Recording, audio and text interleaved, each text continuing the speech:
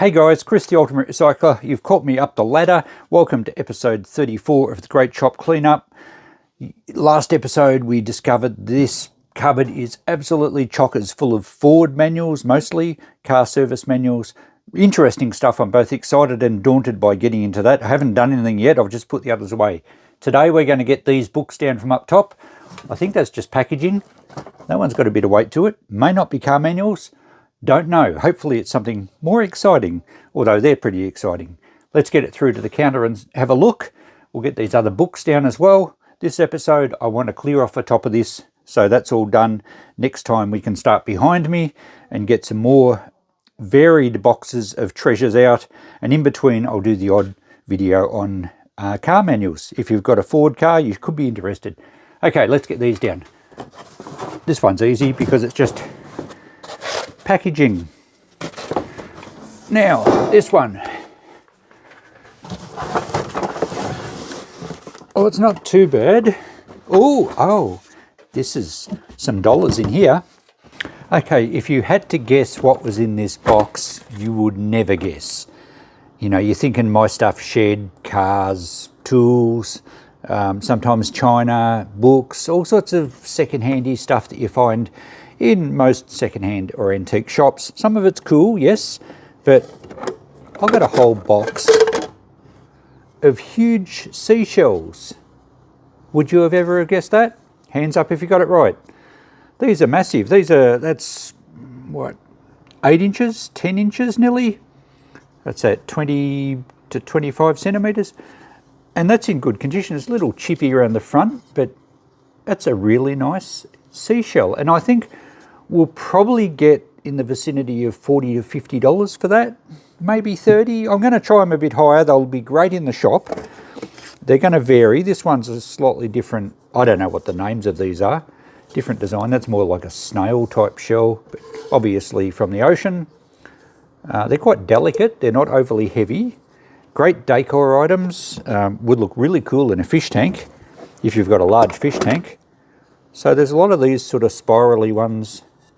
Let me know in the comments if you know what they're actually called.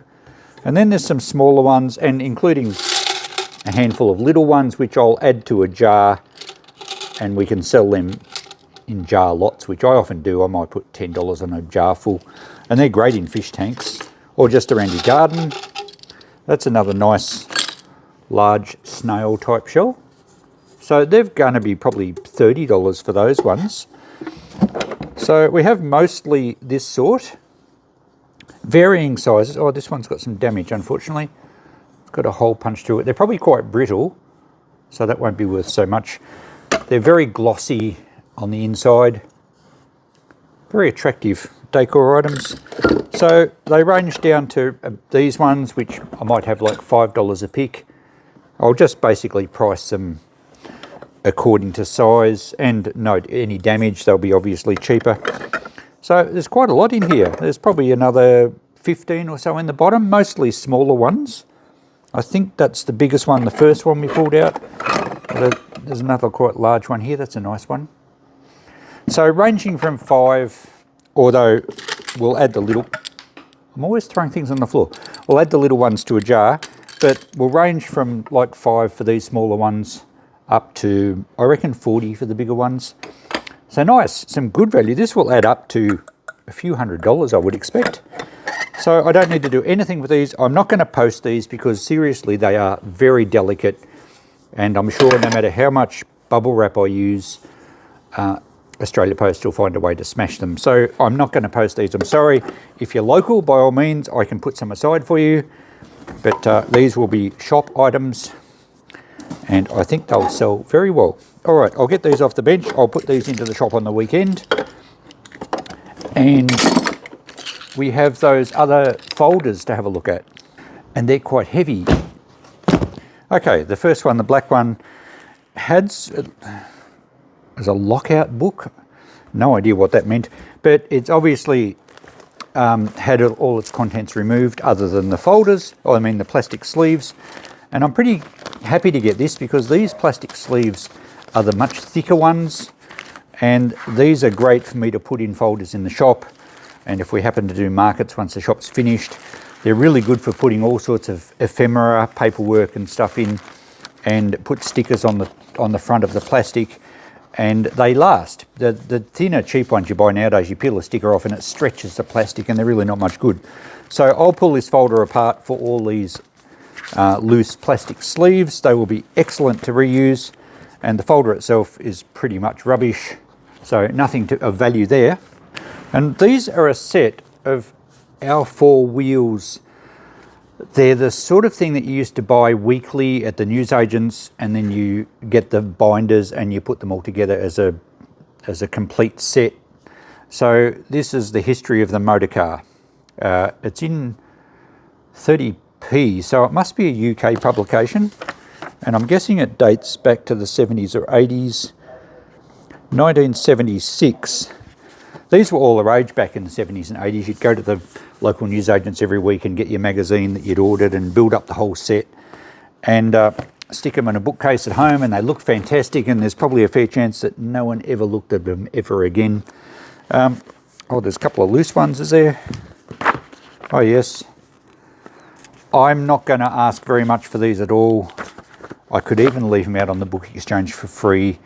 I might put them in a box and put them out the front of the shop for free. To be honest, I could not be bothered pricing them. I don't think we'd get any more than $10 for them, and I've either got to move them in and out every day or find somewhere in the shop for them. They don't owe me anything. I have no idea where they come from. I'm going to put them out for free on the weekend, and hopefully someone enjoys them. Now, since we got through that quickly, I grabbed a couple of boxes off right in the corner up the top, and the first one has x-rays in it.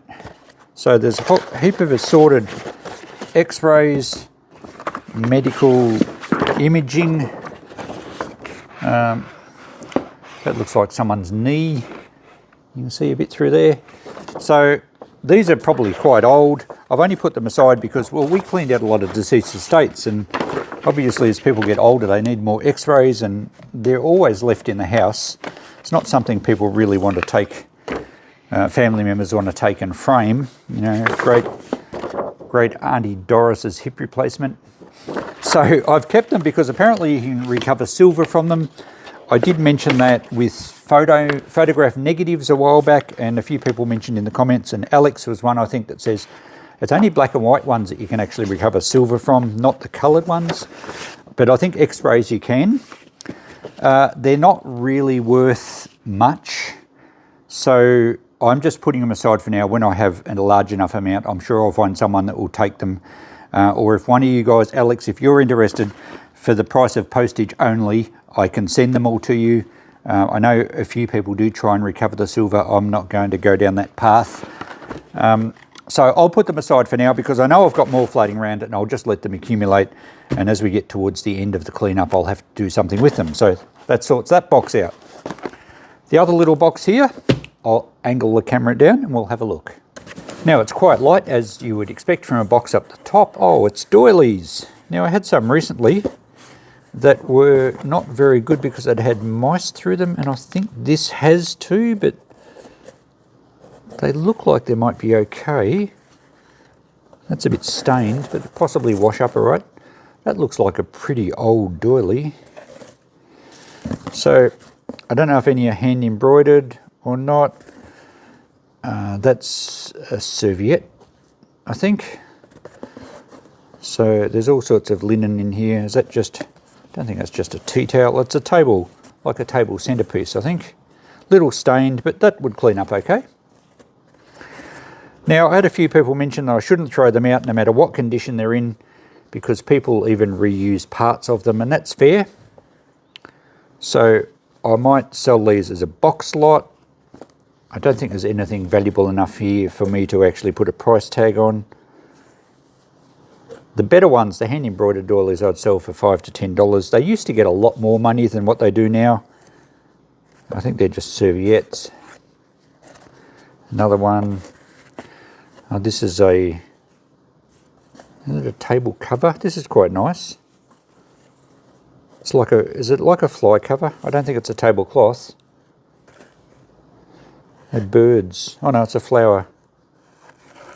So I think that will be worth, it doesn't appear to be damaged or anything. I think I'll hang that one up in the shop. We might get $20 for that. And this looks like perhaps a tablecloth.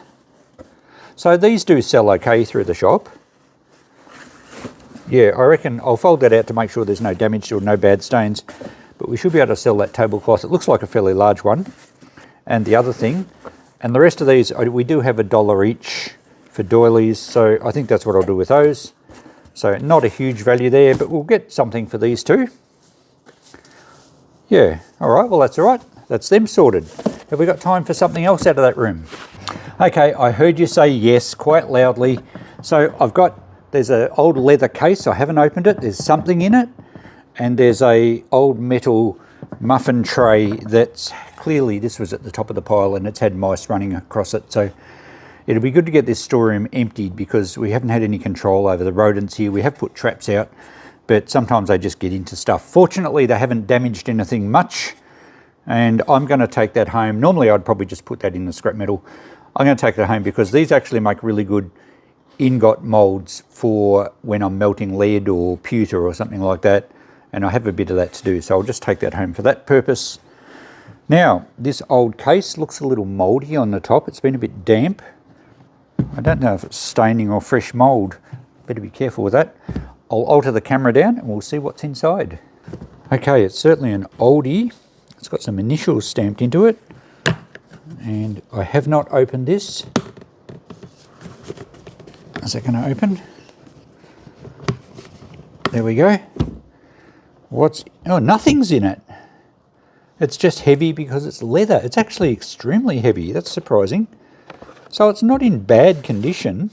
It's actually nicer on the inside than the outside. Pockets here for documents. And that's a pretty old case. So I think it just needs a wipe down on the top. It does look, I think that is fresh kind of mould. It's been damp in that room. And it has a stamp at the back. What's this read? Okay, I've just wiped it over. It's a bit hard to read. I think it says King Ranch and Running W brand, Kingsville, Texas. Well, there we go. A US-made heavy leather case. The initials there look like TFSP. I have no idea what that means, whether someone stamped it or that's how it came.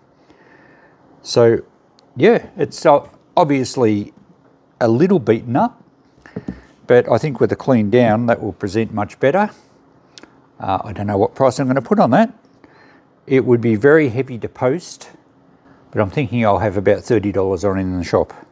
Okay, I've just had a decent chat with AI about this case, and apparently they're worth a lot.